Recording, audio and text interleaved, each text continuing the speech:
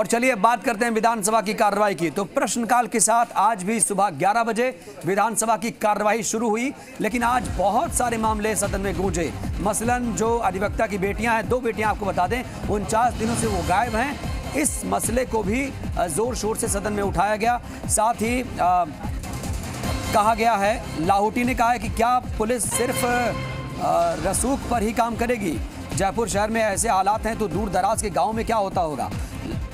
लाहौटी ने कहा कि आजम खान की भैंस चोरी हो गई तो उसे पुलिस ढूंढ लाई, लेकिन क्या हमारी बहन बेटियां नहीं ढूंढी जा सकती? विधानसभा में प्रश्नकाल में शामिल सभी सवालों के जवाब आए हैं। हालांकि 2 विधायक प्रश्नकाल के दौरान गैर हाजिर रहे। राकेश पारिक और मोहन राम चौधरी गैर हाजिर थे। स्पीकर ने पूरे सदन को सुचारू रूप से चलाने के लिए बधाई दी है। स्पीकर की बात पर विधायकों ने टेबल बजाकर स्वागत किया है।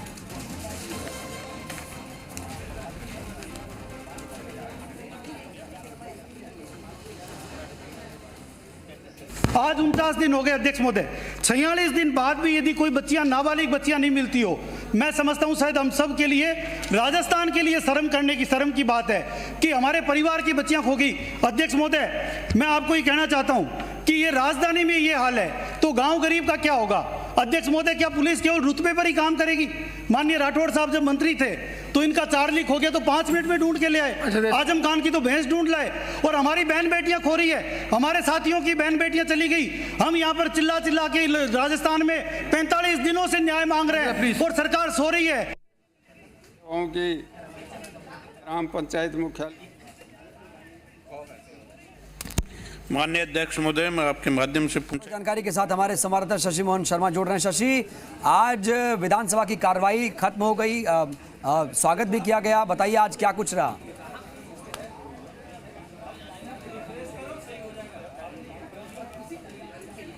सभी सवाल सदन में आए, मंत्रियों ने जवाब भी दिए।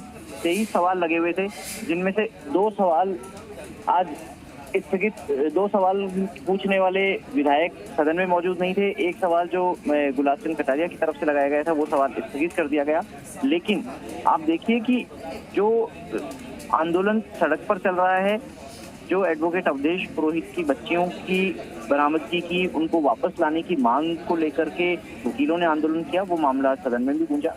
बीजेपी विधायक अशोक लाहौटी ने मामला उठाया। उन्होंने कहा कि जब राजेंद्र राठौड़ मंत्री थे तब उनका चार्ली पुलिस 5 मिनट में ढूंढ करके ले आई। उत्तर प्रदेश की पुलिस आजम खान की भैंस ढूंढ के ले आई। तो फिर ऐसा क्या हो गया कि जो 40 दिन से ज्यादा हो गए, एक व्यक्ति की 2 बच्चियां, नाबालिग बच्चियां लापता हैं और पुलिस उनको ढूंढ नहीं पा रही है। इसके साथ ही आप देखिए कि जो कोटा में धारा 144 लगाई गई थी वो मुद्दा भी सदन में आया। और इसके अलावा ध्यानाकर्षण प्रस्ताव थे, 2 ध्यानाकर्षण प्रस्ताव वन विभाग से जुड़े हुए थे और 1 ध्यानाकर्षण प्रस्ताव चिकित्सा विभाग से जुड़ा हुआ था, जिसका मंत्रियों ने जवाब भी दिया। हालांकि प्रश्नकाल में सबने सुचारू तरीके से सदन चलाने में योगदान दिया। इसके लिए स्पीकर ने सबको आभार जताया, धन्यवाद दिया और सभी ने स्पीकर की बात का स्वागत टेबल बजा करके किया। लेकिन कई स्थितियां ऐसी भी बनी जब आसन की बजाय मंत्री विधायकों से रूबरू होकर के उनको जवाब दे रहे थे। दरअसल विधायक अनीता बघेल ने जो उपभोक्ता प्रतितोष विवाद निपटारे की बेंच होती है, उसकी सर्किट बेंच को लेकर के सवाल पूछा था और उन्होंने कहा कि 2015 से 19 तक सरकार क्या करती रही, कोरोना तो 2 साल पहले आया है। मंत्री प्रताप सिंह खजूरिया ने सीधे अनीता बघेल से मुखातिब होकर के कहा कि आपकी सरकार भी इस दौरान रही तो क्या वो भजन कीर्तन कर रही थी 5 साल?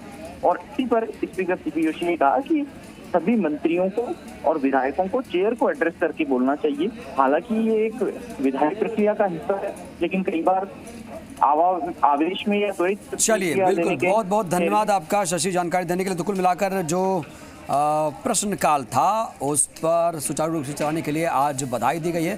प्रश्नकाल की समाप्ति हो चुकी है। बहुत बहुत शुक्रिया आपका।